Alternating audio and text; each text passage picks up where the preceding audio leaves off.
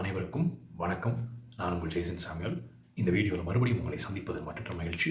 இன்னைக்கு நம்ம இந்த வீடியோவில் பார்க்க போகிறது நம்முடைய நாட்டில் நடக்கிறதான ஒரு சிலதான சுவாரஸ்யமான நிகழ்வுகளை பற்றி தான் நாம் பார்க்க போகிறோம். ஸோ இன்னைக்கு நம்ம என்ன பார்க்க போகிறோம்னா, நேற்றைக்கு பீகாரில் நடந்ததான தேர்தல் பிரச்சார கூட்டத்தில் நம்முடைய நாட்டின் பிரதமர் திரு நரேந்திர மோடி அவர்கள் பேசியதான சில கருத்துக்கள் நம்முடைய தமிழகத்தில் கொந்தளிப்பை ஏற்படுத்தியது, தமிழர்களை வருத்தத்திற்குள்ளாக ஆழ்த்தியது. ஸோ அப்படி பிரதமர் அவர்கள் என்ன பேசினார், எதற்காக தமிழ்நாட்டையும் தமிழர்களையும் பீகாரில் போய் பேசினார், அவருடைய பேசினதான அந்த பின்னணி என்ன, அதை பற்றி தான் நம்ம இந்த வீடியோவில் பார்க்க போகிறோம். வாங்க என் கூட வீடியோவில் பார்க்கலாம். பீகாரில் நம்ம எல்லாருக்குமே தெரியும், நவம்பர் 6 மற்றும் 11ஆம் தேதி 2 கட்டங்களாக தேர்தல், மாநில தேர்தலானது நடக்க இருக்கிறது. ஸோ இதை முன்னிட்டு அங்கே இருக்கிறதான மாநில கட்சிகள், தேசிய கட்சிகள் எல்லாருமே கூட்டணி அமைத்து இந்த தேர்தலை சந்திக்கிறார்கள். ஸோ இந்தியா கூட்டணி மற்றும் பாரதிய ஜனதா கூட்டணி, அதாவது தேசிய ஜனநாயக கூட்டணி. ஸோ இவங்க எல்லாருமே அங்கே தீவிர பிரச்சாரத்தில் ஈடுபட்டு வருகிறார்கள்.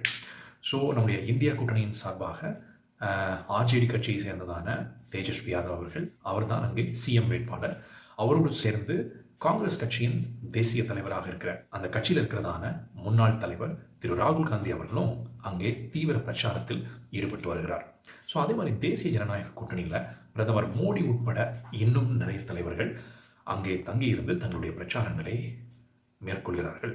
ஸோ இதில் தான் நேற்றைக்கு நடந்ததான ஒரு பிரச்சார கூட்டத்தில் பிரதமர் மோடி அவர்கள் தமிழர்கள் தமிழகத்தில் பீகாரிலிருந்து புலம்பெயர்ந்து தமிழகத்திற்கு வருகிறதான அந்த பீகார் மக்களை தமிழ்நாட்டில் இழிவுபடுத்துகிறார்கள், திராவிட முன்னேற்ற கழகமானது இழிவுபடுத்துகிறது, அதன் கூட்டணி கட்சிகள் இழிவுபடுத்துகிறது அப்படிங்கிற ஒரு குற்றச்சாட்டை முன்வைத்து இந்தியா கூட்டணியினர் பீகார் மக்களை எங்கு சென்றாலும் இழிவுபடுத்துகிறார்கள் அப்படிங்கிற ஒரு குற்றச்சாட்டை முன்வைத்து வாக்கு சேகரித்தார். இதுதான் தமிழ்நாட்டில் இன்னைக்கு கொந்தளிப்பு ஏற்படுத்தி இருக்கிறது. பிரதமர் இப்படி ஒரு ஸ்டேட்மெண்ட்டை சொன்ன உடனே நம்முடைய தமிழக முதலமைச்சராக இருக்கிற திரு மு.க. ஸ்டாலின் அவர்கள் நம்முடைய பாரத பிரதமருக்கு கண்டனங்களை தெரிவித்திருக்கிறார். உடனடியாக அவருடைய கருத்துக்கு பதில் கருத்தையும் சொல்லியிருக்கிறார். பிரதமர் மோடி அவர்கள் பேசுவது முற்றிலும் ஒரு பிரிவினைவாதத்தை உள்ளடக்கியதான ஒரு கருத்தாகும் அப்படிங்கிற ஒரு கருத்தை முன்வைத்திருக்கிறார் திரு ஸ்டாலின் அவர்கள். பிரதமரின் இந்த கருத்தை கேட்டு ஒரு தமிழனாக அது வலியை தருகிறது என்றும், அவருடைய குற்றச்சாட்டானது முற்றிலும் ஆதார அடிப்படையற்றது என்றும் அவர் கூறியிருக்கிறார். அவர் மேலும் சொல்லும்போது, இரு மாநில மக்களிடையே ஒரு பிரிவினைவாதத்தை ஏற்படுத்தும் நோக்கில் சொல்லப்பட்டதான ஒரு மலிவான அரசியல் வித்தை பிரதமர் மோடியின் கருத்துக்கள் என்று ஒரு பெரிய கண்டனத்தை நம்முடைய தமிழக முதல்வர் சொல்லியிருக்கிறார்.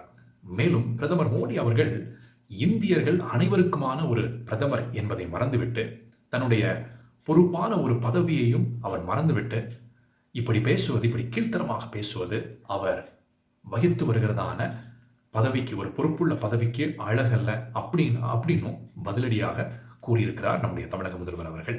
பிஜேபியும் மோடியும் தொடர்ந்து இந்தியா முழுவதும் பிரிவினைவாத கருத்துக்களை அரசியலுக்காக சொல்லிக் கொண்டிருக்கிறார்கள். இது ஒரு தொடர்கதையாக இருக்கிறது. இதை கைவிட்டுவிட்டு தேசிய நலனில் அக்கறை செலுத்த வேண்டும் என்றும் அறிவுறுத்தி இருக்கிறார். காலம் காலமாக பீகார் மக்கள், அது மட்டும் இல்லை, இந்தியாவில் பல மாநிலங்களிலிருந்து பல ஆயிரக்கணக்கான மக்கள் தமிழகத்தில் வந்து அமைதியாக வாழ்கிறார்கள் என்றும், ஒற்றுமையாக தமிழகத்தில் அமைதியாக வாழ்கிறார்கள் என்றும், அதை கெடுக்க நினைக்க வேண்டாம் என்றும் தன்னுடைய அறிக்கையில் பிரதமர் மோடி அவர்களுக்கு பதிலடியாக சொல்லியிருக்கிறார். 2023ஆம் ஆண்டு ஒரு போலி வீடியோ ஒன்று இணையதளத்தில் வைரலானது. அதில் வந்துட்டு பீகார் மக்கள் தமிழகத்தில் துன்புறுத்தப்படுகிறார்கள் அப்படிங்கிற ஒரு கண்ணோட்டத்தில் அந்த வீடியோ வைரல் செய்யப்பட்டது. இதன் அடிப்படையில் பீகாரில் இருக்கிறதான அதிகாரிகள் தமிழகத்தில் வந்து அந்த வீடியோவை பேஸ் பண்ணி விசாரணை நடத்தி தங்களுடைய மாநில மக்கள் பாதுகாப்பாக இருக்கிறார்கள் என்கிறதான அறிக்கையையும் அவர்கள் கொடுத்தார்கள். அது ஒரு போலி வீடியோ என்பதையும் அவர்கள் சொன்னார்கள். ஸோ இப்படி பல காலங்களில் பிரிவினைவாத கருத்துக்களை பிஜேபி, திரு மோடி அவர்களும் சேர்ந்து கட்டமைக்கிறார்கள் தமிழகத்திற்கு எதிராக. தமிழகத்தையும் தமிழர்களையும் தொடர்ந்து மற்ற மாநிலங்களில், இந்தியாவில் இருக்கிறதான மற்ற மாநிலங்களில் போய் இழிவுபடுத்துகிறார்கள் அப்படிங்கிற ஒரு குற்றச்சாட்டையும் நம்முடைய மாண்புமிகு தமிழக முதல்வர் திரு ஸ்டாலின் அவர்கள் முன்வைத்திருக்கிறார். ஸோ நம்முடைய பிரதமர் மோடி அவர்கள் ஏன் இப்படி பேசுகிறார், ஏன் திடீர்னு தமிழ்நாட்டின் மீது தன்னுடைய தன்னுடைய ஃபோக்கஸை பீகாரில் போய் சொல்கிறாரு அப்படின்னு ஒரு பின்னணியை நம்ம போய் ஆராய்ந்து பார்த்தோம்னா, இப்போ ரீசெண்டாக லேட்டஸ்ட்டாக வரதான கருத்து கணிப்புகளில் நம்முடைய இந்தியா கூட்டணிக்கான அட்வான்டேஜ், அவங்களுடைய அந்த அந்த சப்போர்ட், அந்த ஆதரவுகள் மக்கள் மத்தியில் பெருகி வருகிறதை காண்பிக்கிறதாம். ஸோ இதை பார்த்து உள்ளூர் பிஜேபி தலைவர்கள் எல்லாமே பிஜேபி தலைமையிடம் ஏதாவது செய்யுங்கள், அப்போதுதான் நம்மால் வெற்றி பெற முடியும் அப்படிங்கிற ஒரு கருத்தை முன்வைத்திருக்கிறார்கள். ஸோ நம்முடைய பாராளுமன்ற தேர்தலில் நிறைய ஃபேஸஸில் ஒரு 4-5 ஃபேஸஸில் எலெக்ஷன் நடந்துச்சு. ஸோ அதில் ஒவ்வொரு ஃபேஸஸ்லையும் தமிழகத்தை குத்தி குத்தி குத்தி ஒரு பிரிவினைவாதி கருத்துக்களை சொல்லி சொல்லி சொல்லி தான் ஒரு நாட்டின் பிரதமர் அப்படிங்கிற ஒரு ஒரு காரியத்தையே மறந்து போய் பல இழிவான கருத்துக்களை நம்முடைய பிரதமர் மோடி அவர்கள் மக்கள் மத்தியில் முன்வைத்தார்.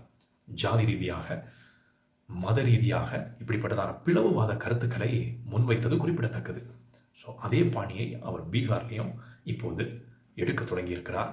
அதற்கு காரணம் கருத்து கணிப்புகளில் இந்தியா கூட்டணிக்கான ஆதரவு பெருகி வருகிறது என்று சொல்லப்படுகிறதாம். ஸோ இதனாலேயே திரு மோடி அவர்கள் இப்படிப்பட்டதான விஷம பிரச்சாரங்களை முன்னெடுக்கிறார் அப்படின்னு சொல்லுகிறார்கள் அங்கு இருக்கிறதான எதிர்க்கட்சிகளும் இந்தியா கூட்டணியினரும் சொல்லுகிறார்கள். ஸோ பார்க்கலாம் போக போக இன்னும் பிரச்சாரங்கள் பீகாரில் எப்படி வீரியமடைய போகிறது. ஸோ போக போக அந்த பிஜேபியிலிருந்து நடத்தப்படுகிறதான பிரச்சாரங்களின் வீரியங்கள் கூடும். இந்தியா கூட்டணிக்கு எதிரான பலவிதமான விஷம பிரச்சாரங்கள், விஷம கருத்துக்கள் இன்னும் வெளிவரும். இதையெல்லாம் தான் நம்ம தேர்தல் நெருங்க பார்க்க முடியும்.